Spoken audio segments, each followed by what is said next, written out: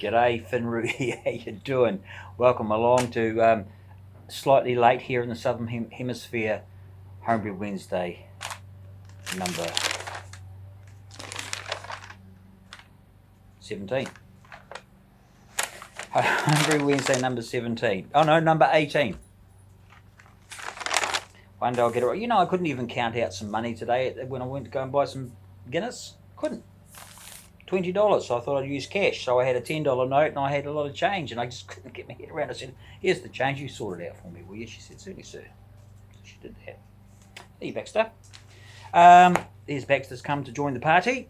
I'm sorry about the flickering light I get through the window here, and it's only something that I've realised lately that's been happening on some of my videos, so it must be a little bit disconcerting for some people. But I've noticed down at a lot... Oh, you like that? Yeah.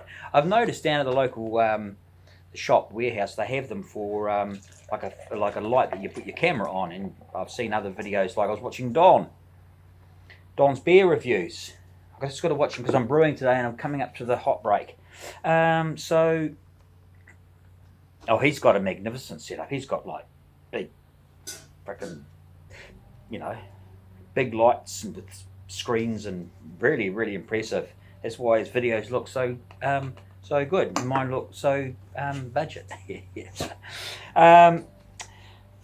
So where was I? I digressed. So I'm brewing. So I'm doing the once again the Thai Busted. However, I've made a decision, and I'm going to say what it is. The next brew is going to be the Peanut Butter Stout from Stoneyard Vineyard in America.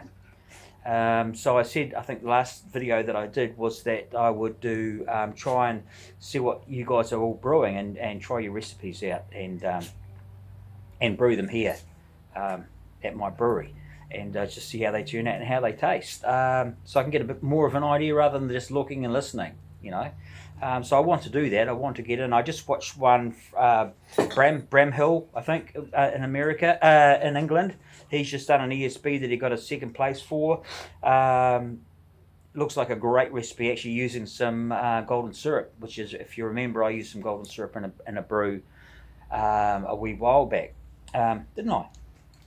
I took Baxter to the to do the Canine Friends. I don't know if you guys know, but I do, on a Wednesday, I go and visit some very special people with my little dog, Roo.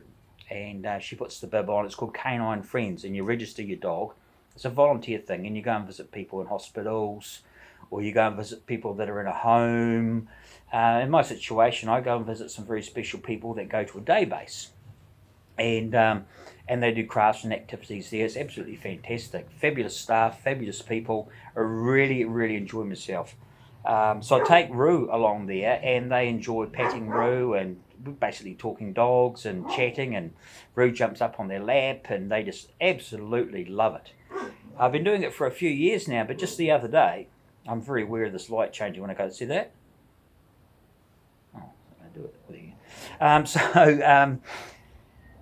So the other day, of course, Baxter, his training's coming along really, really well. So what I did was, but normally he stays in the back of the car when I go in for the hour and leave the doors open and whatnot. But the other day, it was such a hot day here in Christchurch that I thought, okay. So we were sitting outside, and I said to the supervisor there, I said, what do you reckon we'll bring Baxter around and see how he goes with the guys? She said, yeah. So I went round and got him, and he was absolutely perfect. He did everything that he was meant to do. He put on a show for the guys by chasing Roo around the table, and they just absolutely thought that was wonderful. And then he just went from person to person. I had him on the lead. I actually am beginning to really, really trust him. You never trust a dog 100%. It's just a rule of thumb. No matter how friendly your dog is and nice it is, they may be having an off day one day, and that could ruin their career. Yeah. But he was fabulous, and the guys just loved him. So I'll register him because he's not registered with Canine Friends. So I better go and give them a call and see if I can have 2 dogs. I'm sure it won't be a problem because it was awesome. So I've digressed again. So back to brewing. So the Peanut Butter Stout is going to be my next brew. Stoneyard Vineyard has a very, very good channel. We've been going for a long time, and he is like the epitome of the home brewer. He's the master of home brewing, right? He knows his job. He knows how to do it, and he does it. If you've watched him for a long, long time, like I have, he's got pretty much a process intact, a process in order, a process that he goes through. And I don't think he's altered his process. I don't think I can remember him altering his brewing process, in the whole time that I've been watching him. Very entertaining, very, very good. So I'll probably I'll put I'll find it the video that he did for the peanut butter stout, and I will put that on, and then my next video, which will be probably in a fortnight, I'll have a look, and I'll be brewing that. So I can't remember the recipe off the heart. Anyway, it doesn't matter. That's my plan. That's what I'm going to do. So, once again, so anyway, cheers. This is a Guinness. Cheers.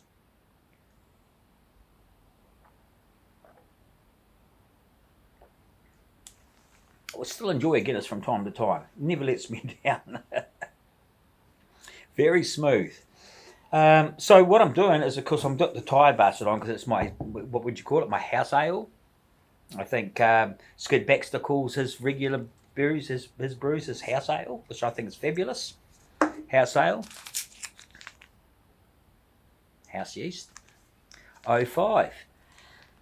Don't underestimate the quality of beer that you'll get off US 05. No matter whether you're brewing a stout, a mild, an IPA, a British best bitter, you can get really good results. In fact, the beer that I was just talking about, the ESB that Bramhill, how do we get his name right? He used US 05 and did an US. He did a USB. No, he didn't. he did an ESB, extra special bitter, and he got a second place. So for his ESB, extra special bitter. So so don't underestimate about using clean ale yeast. Well, clean ale yeast, because they do. In fact, I got a silver place myself for a British beer. I got a silver for it was called Wee Roo, named after my little dog, and that was a best bitter, and I just used that. Got second place. So don't underestimate it. You have to go with all the yeast strains. The yeast. You can get really good results with this, and USO4 as well. But these seem to be the ones that I go to. Anyway, how's that coming along? The boil, which has got hot breaks going on at the moment. I think that's all I've got time for. What are we doing? Big Banana Brewing had a painful video on this morning about bottling beer. Check it out. You'll never sleep again. He's great. Okay, so that's it from me. I think I'm pretty well done. Got my Guinness here. Brew day's coming along nicely. Bought myself some new shoes today. Went out when I was doing the mash, and went to a shop. I said, "Oh, they're nice shoes," because this is a shop that it's like a sister shop of another shop that I buy my shoes at. I'm not snobby about my shoes, but I'm not good with runners. You know what I mean? They hurt my feet. Runners, I've got problems with my the big toe joint. It swells up a lot, and when I wear runners, they become inflamed, and I can hardly walk. So no, it's not gout. I have had gout. So I went into Rebel Sport, and I was going to buy some shoes from Rebel Sport, because I just wanted some. It's getting summer. I just wanted some for around and about walking the dog and whatnot. And I went in there, put them on, and all the stitching around. You got all these runners, all the stitching around a blooming place, and I can't take that on my feet. For some reason, it's stitching, the ribbing around all these runners. It makes the knuckle on my foot swell up really bad. Not happy about it. You've got to be comfortable on your feet. In fact, I was just walking into the mall, so I was in there, and I've tried the ones on that I'd researched on the internet, and I thought, nah, I don't want them. I don't want them. I'm not going to be happy. And I knew around the corner was a sister shop of a shop I normally go to. So I went in there, Tried a pair of shoes on, they were really nice, and then I spied the wild rhinos. Love a good pair of wild rhinos. Ooh. And so I said to the lady, I said, these are okay, they're a bit tight, which reminds me of a joke. Guy goes into a shoe shop, and he says to the person in the shoe shop, I'd like to buy a pair of shoes, please. And the person in the shoe shop says, sure, what takes your fancy? He said, I like those ones up there. They might have been wild rhinos. He said, I like those ones up there. She takes them down and she puts them on. He said, what size? She said. He said, size 8.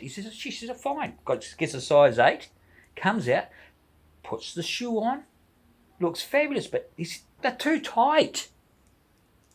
And she looks down, she says, well, try them with the tongue out. No, they're still too tight. Yeah. It's an old joke. So I tried these shoes on. I said they were too... No, I didn't. And so I tried these shoes on, and they were beautiful. The wild rhinos, just the soft sole, nice boot. They're sort of a walking boot thing, just really nice. And I said to the lady, how much are them? She said, $230. I went, okay.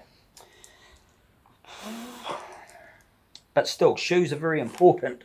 So I said to the lady, she said, have you got a loyalty card? You on our loyalty program? I said, yep, I am. I've been in this loyalty program for a wee while, a few years. Anyway, she rang it through. I said, are they $230? She said, yep. And she goes, you get a $50 discount. $50. So that was fabulous. So I got a pair of shoes, $50 cheap. So that's it from me. That's my score of the week. So you guys, you take care. And don't worry about that. The tongue is still too tight joke. It's an oldie. Cheers. Take care.